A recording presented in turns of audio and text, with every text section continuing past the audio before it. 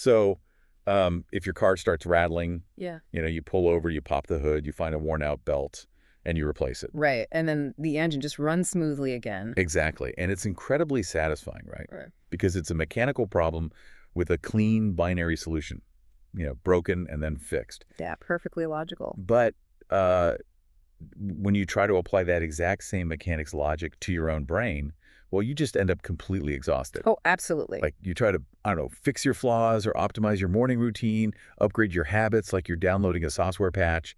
And instead of running smoothly, you burn out. Yeah, because we treat our psyche like it's a machine on a factory floor that constantly needs optimization. And I mean, that is just fundamentally the wrong operating framework for a human being. Which is pretty much the core problem we are tackling today. So welcome in. We're doing a deep dive into a really fascinating stack of sources to understand how this modern obsession with, relentless self-improvement is actually backfiring on us. Yeah, and more importantly, how we can achieve genuine growth without the toxic hustle. Right. So looking at our sources, we have psychology writers Ryan Delaney and Abby Emmons, and they're diving into this concept of betterment burnout. Mm-hmm. We're also looking at the clinical framework of acceptance and commitment therapy, ACT, through an intensive workshop by Dr. Russ Harris. That's a great one. It really is. And we're pairing that with a research paper by Aviz Aziz, which looks at emotional regulation, but through the lens of ancient Stoic philosophy. Plus, we'll weave in some foundational psychology concepts just to anchor it all. It's a really potent mix, honestly. You've got ancient philosophy diagnosing the human condition, and then modern clinical psychology providing the actual toolkit to navigate it. Exactly. So our mission here is to give you a shortcut to understanding emotional resilience. We want to hand you the tools to stop treating yourself like a broken machine and instead just find some peace. So, okay, let's unpack this. Let's do it. Starting with this whole idea of betterment burnout. Ryan Delaney makes this argument that our culture idolizes productivity hacks to such an extreme degree that we've actually ruined the things we enjoy. Yeah, we really have. We've reduced our own effort to just a mere means to an end. Right. And the mechanism here is what psychologists call extrinsic versus intrinsic motivation. Could break that down for me. Well, when you are constantly trying to optimize yourself, an inherently joyous activity like reading a novel or going for a run, it stops being about the experience itself. It gets stripped of its intrinsic value. It just becomes like another box to check on your successful person to-do list. Exactly. I mean, I know I felt this. You start exercising not because it feels good to move, but because it's this painful duty you have to endure to be a quote-unquote better person. Yeah, it completely sucks the vibrancy right out of life. It really does. And Delaney brings in this really profound quote from the humanistic psychologist Carl Rogers to explain why this optimization approach fails. Oh, I love this quote. Right. Rogers observed, the curious paradox is that when I accept myself just as I am, then I can change. Wow. And hustle culture preaches the exact opposite. It insists that change must spring from a deep, punishing non-acceptance. Like you have to look in the mirror and declare war on your current self. Precisely. It demands perpetual dissatisfaction. Which sounds exhausting. And there's this specific trap that Dr. Alice Boyes critiques in our sources. She talks about this popular advice that every action you take is an identity vote. Yes, the voting concept. Right, like if you eat an apple, you're voting for being a healthy person. If you skip a workout, you're voting for being lazy. Yeah. And I have to say, on the surface, that sounds really empowering. Like it makes your choices matter.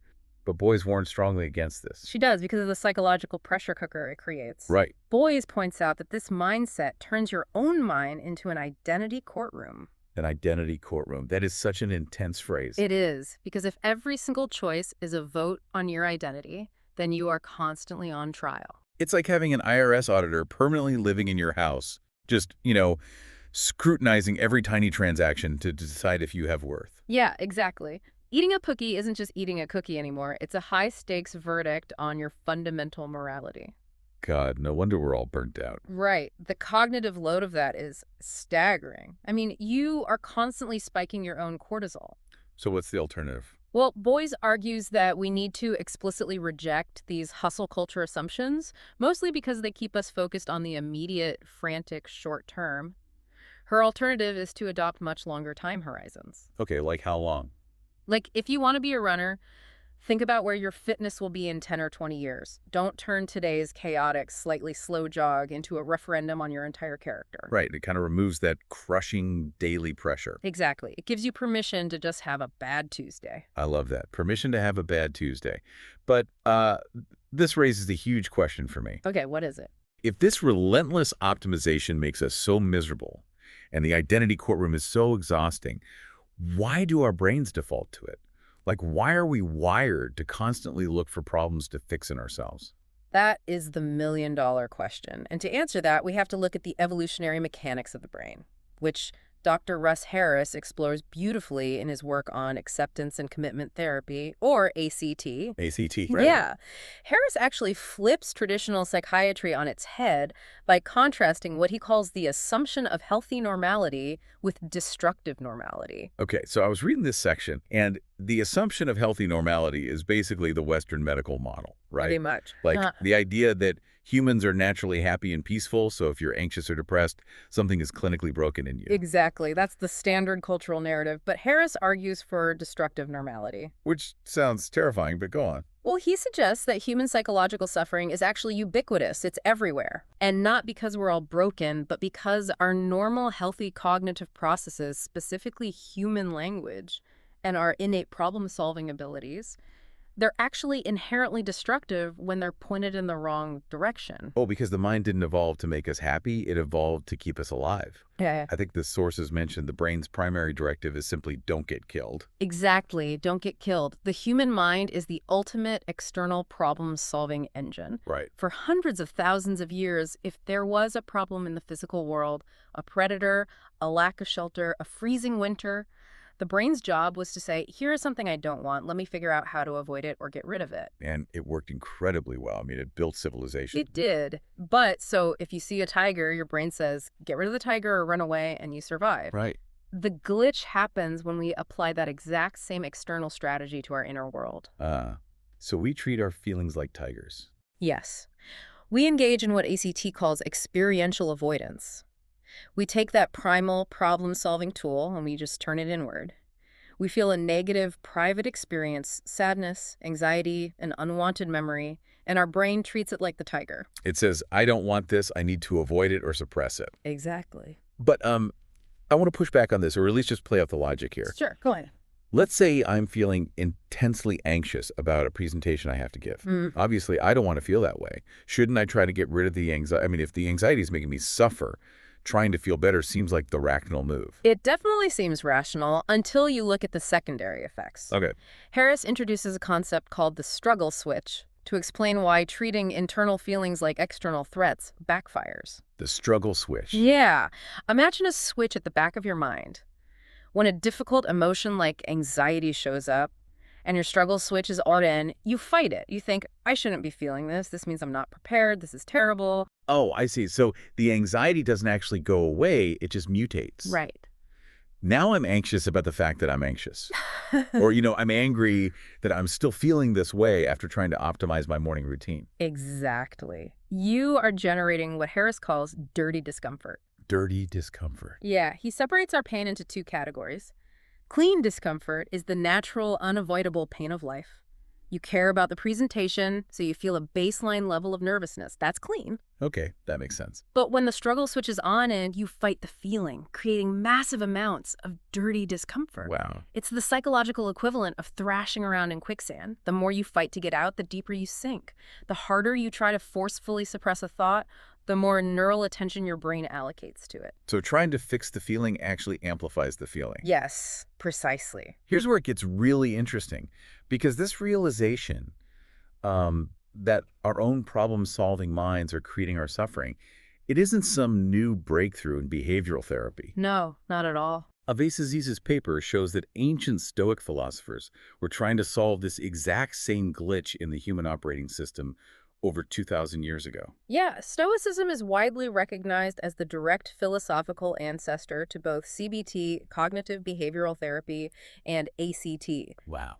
The ancients understood the danger of the struggle switch, even if they didn't use that exact terminology. And Aziz centers a lot of this on the Stoic dichotomy of control, which is basically this core practice of dividing everything in life into two buckets, right? what is entirely up to us and what isn't. Exactly. Our judgments, our choices, what we intend to do that's up to us. Right. But externals like our health, the weather, the economy, or what our boss thinks of us, not up to us. Which leads directly to that famous maxim from Epictetus. Men are disturbed not by things, but by the view which they take of them. That's the one. The Stoics realized that trying to control external events is like fighting the tiger. But fighting your internal reality, believing that external events must be different for you to be okay, that is what causes actual emotional suffering. Okay, I have to pause here because the internet has really warped the word stoic. Oh, absolutely. Like when you say stoicism today, people immediately picture a tech bro taking a freezing cold shower at 4 a.m., totally apathetic, having a stiff upper lip, and just suppressing all human emotion. The Sigma male grind set stereotype. Yes. It's portrayed as this hyper-masculine emotional deadness. Well, Aziz's paper firmly debunks that caricature. True stoicism is not about suppressing emotion at all. No. It is entirely about regulating it. The Stoics had a very sophisticated taxonomy of emotions. What interesting. They distinguish between path, which are destructive, irrational passions based on false judgments, like freaking out because raining, and eupathia, which are rational, positive feelings that arise from clear thinking. So they weren't trying to feel nothing. They were just trying to clear out the delusional feelings so they could actually experience joy and rational caution. Exactly. The goal isn't apathy, it's apatheia. Apatheia. It sounds similar, but apatheia means freedom from irrational disturbance. It's a state of inner tranquility where you are fully engaged with life, but your emotional equilibrium isn't shattered by things outside your control. Wow, that is a huge distinction. What's fascinating is that Aziz points to modern research validating this. People who follow the internet stereotype of stoicism, passively suppressing emotions and trying to tough it out, they actually show significantly lower well-being. Really? Yeah. They also actively avoid seeking professional help when they are struggling. I guess because asking for help would mean admitting the emotion exists, which violates their fake tough guy persona. Exactly. It's the ultimate experiential avoidance. Spot on.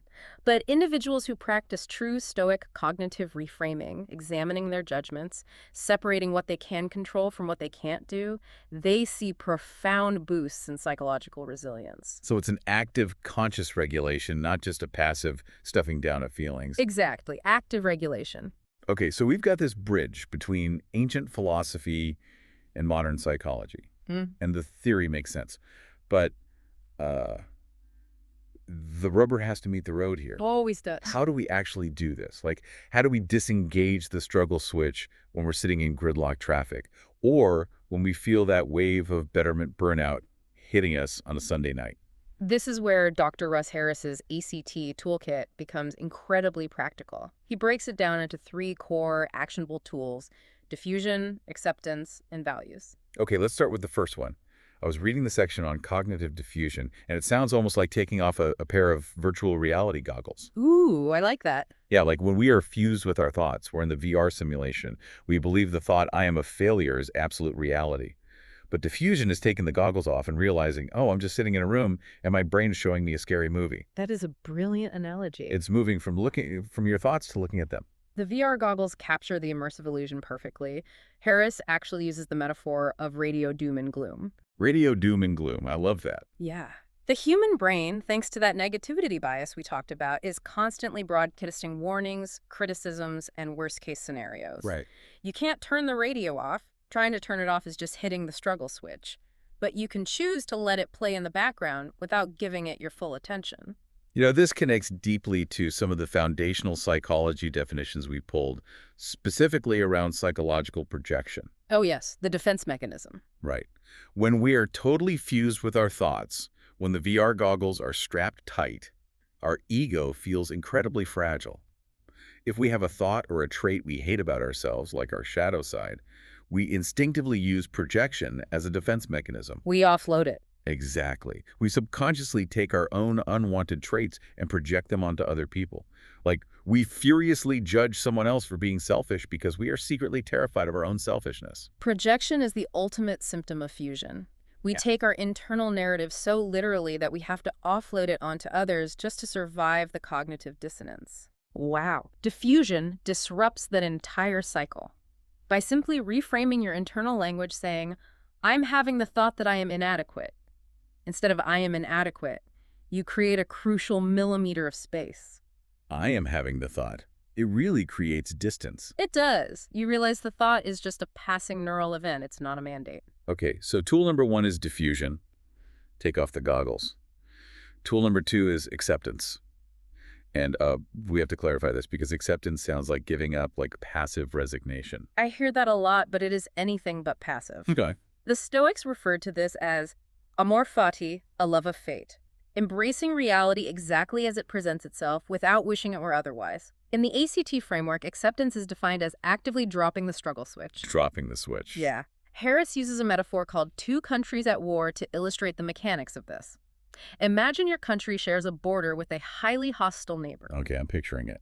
You don't have to like their politics, you don't have to like their religion. But if you spend all your national resources waging a constant, exhausting war to try and change them or push them off the map, your own country goes bankrupt. Wow. Acceptance is deciding to simply accept the border, you acknowledge they are there, and you stop fighting. Suddenly, all that energy and capital is freed up to build infrastructure and thrive in your own country. That shifts the perspective entirely. It actually reminds me of the demons on the boat metaphor from the handout. Oh, yes, share that one. So imagine you are steering a ship, and below deck is a horde of terrifying demons. Your anxieties, your worst memories, your insecurities. If you leave the steering wheel to go down and fight them, the ship just drifts into the rocks. Right, you abandon the helm. Exactly. So acceptance is letting the demons ride below deck. They can yell, they can scream, they can be as annoying as they want, but you refuse to fight them. You just keep your hands on the wheel and steer. Which brings us to the third tool perfectly. If you are keeping your hands on the wheel, where are you steering the ship? Good point. This is where Harris makes a vital distinction between goals and values. Okay, how are they different? A goal is like a mountain you climb, right? I want to get a promotion or I want to run a marathon. Once you do it, it's checked off. Exactly. But a value is like a compass heading. You never actually arrive at north. It's an ongoing process. Being a compassionate friend or fully applying yourself to your craft, those are values. Oh, I see. Values are the direction of travel. Right. Goals are just the landmarks you pass along the way. Hustle culture is totally obsessed with goals. It's a relentless series of mountains, and the moment you summit one, you feel empty and have to find another. That brings us right back to betterment burnout. Precisely. Values, on the other hand, provide a sustainable intrinsic motivation that doesn't burn you out. I love that. But I want to push back on this final piece, specifically a tool Harris uses to test our values. He calls it the kidnap question. Ah, yes. The kidnap question. The idea is, if you have a task that aligns with your values but you're avoiding it, you ask yourself, if the person I love most was kidnapped and I had to do this task to save their life, could I do it? That's the exercise. Wait, if the whole point of everything we are talking about today is to stop putting ourselves in this high-stress identity courtroom and to find some, cozy self-acceptance, isn't visualizing a hostage scenario doing exactly the opposite? That sounds like a fast track to a panic attack, not a peaceful mindset. I totally understand why it feels abrasive, but we have to look at its clinical utility. Okay. The mind is a brilliant excuse generator. When you face clean discomfort while pursuing a value, radio doom and gloom will give you a dozen incredibly logical reasons why you can't proceed. I'm too tired. I don't have time. I need to research more. Right, we've all been there. The kidnap question isn't meant to be a daily motivational tool. It's a shock to the system. It's a diagnostic test to differentiate between a literal impossibility and a psychological excuse. Ah, I see. It cuts through the fusion. If my loved one's life was on the line, I'd suddenly find the energy to write that chapter or have that difficult conversation. Exactly. It proves to your own brain that you can take action alongside the discomfort. The demons can be screaming below deck, you might be exhausted, but you are physically capable of turning the wheel. By recognizing the excuse for what it is, you diffuse from it. So what does this all mean for us out in the real world? It's a big question. It is. I mean, across the modern psychology of betterment burnout, the clinical mechanics of ACT, and the ancient wisdom of the Stoics, we're looking at a massive paradigm shift here. Growth isn't about treating yourself like a project to be endlessly optimized. Yeah, it requires a fundamental shift away from constant self-correction and toward profound self-acceptance. It's realizing that your brain evolved to solve external problems by avoiding them, but you do not have to play that game with your inner life. You really don't. You can take off the VR goggles, you can drop the struggle switch, you can let radio doom and gloom play in the background without believing a word of it, and you can steer your ship north toward the things you actually value. Changing your relationship with your inner world is just so much more effective than trying to conquer it. There's a perfect quote from Mark and Angel Hacklife in our sources today. They wrote, "Finding your way is not about going somewhere new every second.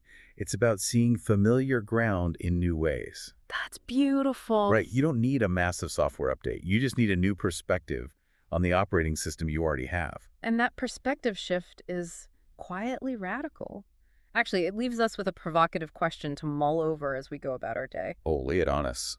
If you finally accept the reality that you are not a broken machine, that you are not a problem to be solved, and you permanently disengage that struggle, switch what happens to the multi-billion-dollar global industry that relies entirely on your feelings of inadequacy. Wow. Are you ready to reclaim that mental real estate for yourself? Because the moment you accept yourself, you take your power back from a culture that profits off your exhaustion. What a place to land. Thank you for being here with us today. We hope this deep dive helps you step out of the identity courtroom. Remember, you don't need to pop the hood and look for a broken belt. You aren't the broken machine.